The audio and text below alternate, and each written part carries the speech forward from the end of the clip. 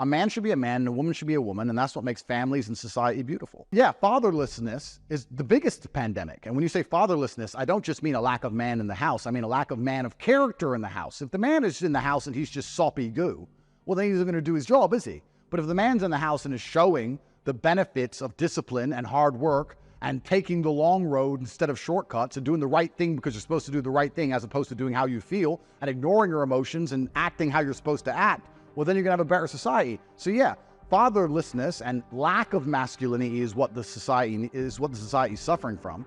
We need more masculinity in society, not less. And the fact they attack me and try and get rid of me is somehow toxic, and to move everything into this feminine frame of feelings and maybes and take depressive drugs when you feel sad and it's all going to be okay and men should be more in touch with their feelings. All of that is why we are the way we are. All my genuine fans aren't stupid, right? My genuine fans aren't stupid. Once again, there may be one autistic kid who goes to the gym and walks around the school and acts like an idiot. I'm sure there's some idiot who's listened to 50 Cent and thought, that's it, it's time to shoot people and sell drugs. I'm sure there's some idiot who's done exactly that. But most people play a song and enjoy the song for what it is and then move on with their lives. I'm not going to sit here and assume all my fans are idiots. And I'm not going to assume they're all carbon copies of me either. I'm sure a lot of them like some of the things I say and disagree with some of the things I say because they're functioning adults, as we all are. I'm not responsible for the action of every single person who's ever heard an Andrew Tate video. And the world knows this, and the MSM knows this, and the police know this, but they're using it against me anyway because this is a Matrix attack. Unless Taylor Swift starts going to jail for everyone who crashes a car with a Taylor Swift CD in, everything that's happening to me is unjustified. Masculinity is under such attack now that it is an act of resistance and rebellion to tell men to train and get strong. You can sit and say, telling men to be strong isn't why they attack you. Yes, it is, because when you tell men to be strong and have principles, they resist the slave programming. I'm telling men to make their own money and to get strong physically and to protect the people they care about and to say no to the programming. That's what they don't like. If I was telling men to put a wig on and become a girl, I wouldn't be going through any of this legal trouble, not a single drop of it. If I was trying to convince men to castrate themselves, I'd be fine. But when I say, no, you're a man, you have to protect what you care about and stand up for what you believe in, no, then you're a problem. And it's a problem because they're trying to enslave all of us. And I don't think anybody at home actually understands where this AI tech and where the world's going. They're trying to enslave all of us. And when you come in as a conquering army, the first thing you do is you destroy the warriors. It's always been the same. You kill all the military-age males so that you're left with eunuchs, young boys who can't fight back, and girls. And they don't want men who listen to me or men like me because they know we would rather die. And they don't like it.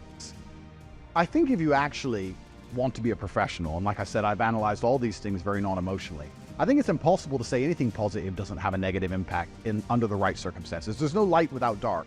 Water is positive. You need water to live. You can drown in water. Music makes people happy. Yes, you can listen to music, you can feel happy, you can enjoy a party. It also sings about doing drugs. People become drug addicts. Like, I would like to believe my message is overwhelmingly positive.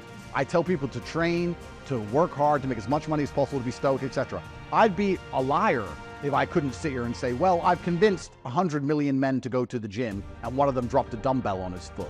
Well, maybe, perhaps. I mean, but what can you do? You have to speak in generalities. Exceptions don't disprove the rule.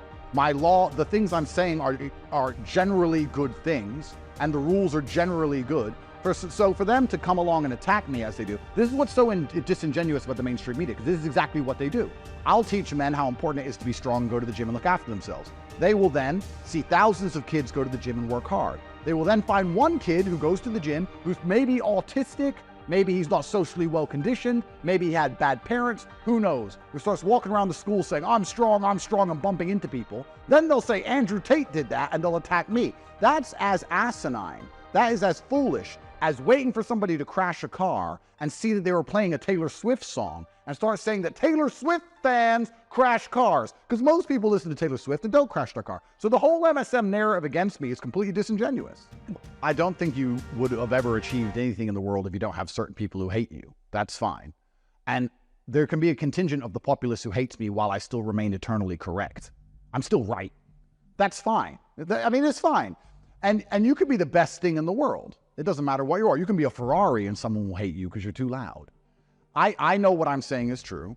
I know my message is overwhelmingly positive. I know I've had a massive positive impact on millions of people's lives.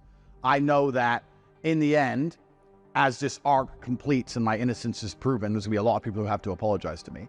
If somebody wants to sit in their bedroom crying their eyes out because I said something they find mildly offensive, well, then I guess that's their problem. I feel massive responsibility, and I think that a lot of the things I say that have been used against me, I said 10 years ago when nobody knew who I was. And it's kind of unfair for me to make a video that gets 60 views 10 years ago, and now I'm the most famous man in the world. It's going to be used against me. Of course, now I understand that with my massive power comes massive responsibility. I have to be a lot more careful how I say certain things because a lot more people will listen. I respect all of that. However, once again, this is uniquely used against me. Why not correct them? Why not correct them now and say, look, 10 years ago I said this, I don't believe this to be the case anymore, I think that this and this should happen. Well, I've done that, but I've done that for all the important ones, but I've also done thousands of hours of interviews, and also in this sliding scale, this never-ending tapestry of constant offense. A lot of the things I've said to you right here, right now, there's going to be people who take massive offense to it. And there's going to be someone else who's upset, some nobody. And I'm not really in the business of sitting down, apologizing to faceless nobodies all day long. People make these Twitter accounts, they have no fans, no followers, no face, it's anon, or the MSM quotes an anon source. All this is just made up imaginary, or people who have no relevance in society, and they sit there and say, Andrew, you offended me. Well, guess what? The world is harsh, the world is hard. You're gonna have to get over it and live your life. You don't have to read what I say, you don't have to listen to my videos. I don't care that you exist, if you exist at all. So you can just move on. I'm really not in the habit of sitting down and apologizing to a bunch of insignificant people. I'm not gonna sit here and dedicate my life to trying to make those people feel better. I would consider myself a political commentator, and I would consider myself somebody who comments on men's rights issues because nobody else seems to care. Nobody else seems to care that men commit more suicide, men are more homeless, men are the ones who are struggling in society today. We have no mental health support. Even if you look at something as simple as cancer, breast cancer gets all the funding, prostate cancer, nobody cares. Men are here to die, pay taxes, nobody cares about us, nobody cares about our feelings. And then they sit and say, oh yeah, men are depressed, that's strange. When I come along and try and offer a solution, they matrix attack me because the solution isn't the solution they like. Because the solution they like is to take pharmaceutical drugs and sit around crying at home, and I try and show something which is against the big money and against the big pharma. So I don't know who the manosphere are, but I am a man, and I will tell my story of how I live the best possible experience of being a man, and I'll help as many men as possible, and I'll highlight the difficulties that men go through, and I don't think there's anything wrong with that. I believe the genders are different, but equally important. I believe in equality and importance. I do not believe in equality in capabilities. I do not believe a man can have a baby. I do not believe the average woman can fight combatively against the average man. I believe we're built differently. I believe God has designed us to be different. We are two halves of a whole. And when a woman is feminine and a man is masculine and we work together, we create perfect unity, which is why we're designed to be different. So do I agree in gender equality? Yes. But that term is hijacked. That term is used as a Trojan horse for pretending that all the genders can do the same things. And that's not true. This is what they do in the Western world. They hijack terms. They come along and say, you don't believe in gender equality. I say, yes, I do. I believe we're equally important. No, because you don't believe that a woman can do everything a man can do. No, I don't, because she can't. And a man can't do everything a woman can do. We do different things. So I do believe in gender equality, but I don't believe in the new version of it that they're trying to purport on the populace because it's deliberately used as a weapon. I would argue that women make emotional decisions more often than men. I think men make more logical decisions because life as a man is a more logical place and we have to ignore our emotions more often. Staying on the Titanic is not a logical decision. It's not the smartest thing to do. You just sit and ignore your emotions and say, this is what I'm supposed to do. Women are more often and more in tune with their emotions, which is a superpower, by the way. This is why they're better at a lot of things. This is why they outcompete men in many things. But emotional decisions can often be wrong because they're exactly that emotional. And if you look at any happy household, forget the Andrew Tate attack. You look at any happy household on the planet, there is a man who is man of the house, and the woman comes to him for advice because he is the man of the house and he is more logical and more stoic and more cold and calculated. This is the way the world has always been and still is, and for anyone to pretend otherwise is a matrix attack. Of course, that's all I do is raise my children. And I'm in a unique financial circumstance. The fact that I can have so many children is because I'm unique financially. I think Elon Musk also has 11 kids. So it's not uncommon for billionaires to enjoy offspring at all. I think Genghis Khan had a few more than that.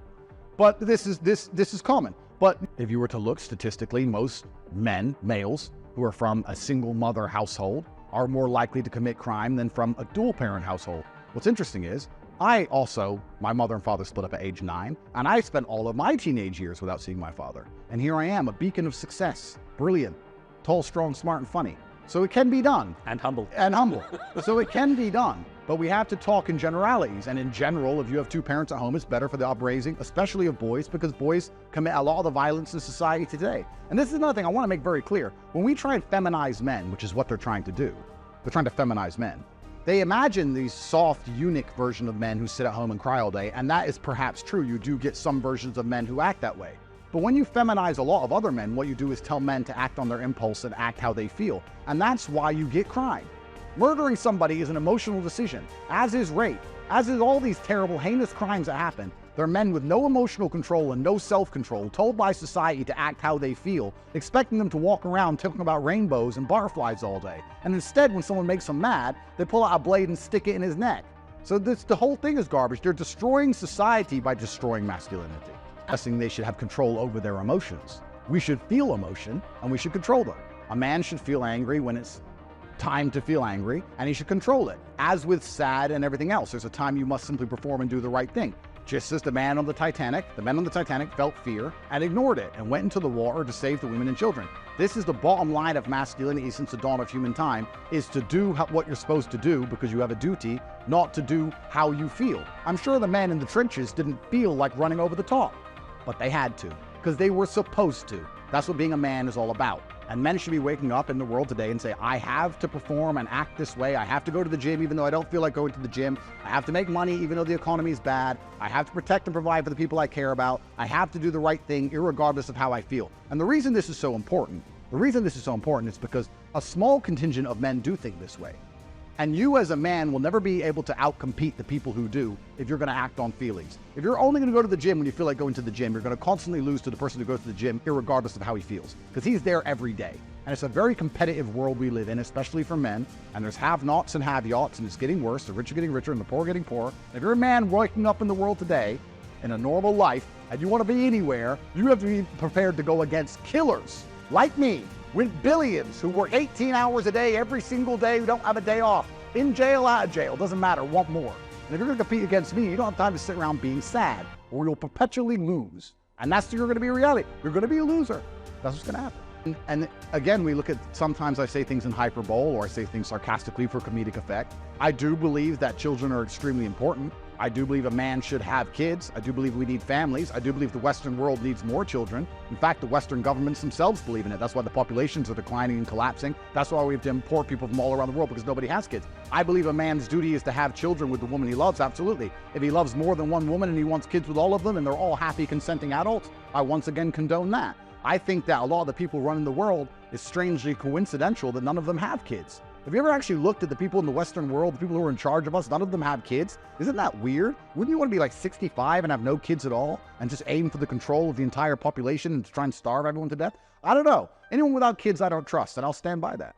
I would agree that the reason people are now not having as many children is because they're chasing money, but I wouldn't say it's necessarily down to the fact they want to be overly ambitious. I think they're chasing money because their government has destroyed their ability at living a fair and free and semi-comfortable life on any kind of normal wage. So when they inflate the currency to the moon, and when crime gets out of control, so you need to move to a more expensive house, and when your living standards collapse, of course you're not going to be trying to have kids because you're trying to pay your bills, and the government's done that on purpose. Very few governments are actually making initiatives directly aimed at trying to promote people having children. Hungary's done it, South Korea's just recently done it, but most of the Western countries' answer is just to open the border. It's been fortunate. But if you're a man and you're alive for 80 years and you don't manage to have children at all, and not because of some misfortune. Again, exceptions don't disprove the rule. We're not talking about people who are incompetent in some way. We're talking about people who can do it and don't do it because they're too busy trying to get a promotion at some corporation. Well, I think that's a failure. I think children are the most important and beautiful thing on this planet, and they should be your priority in all ways, yes.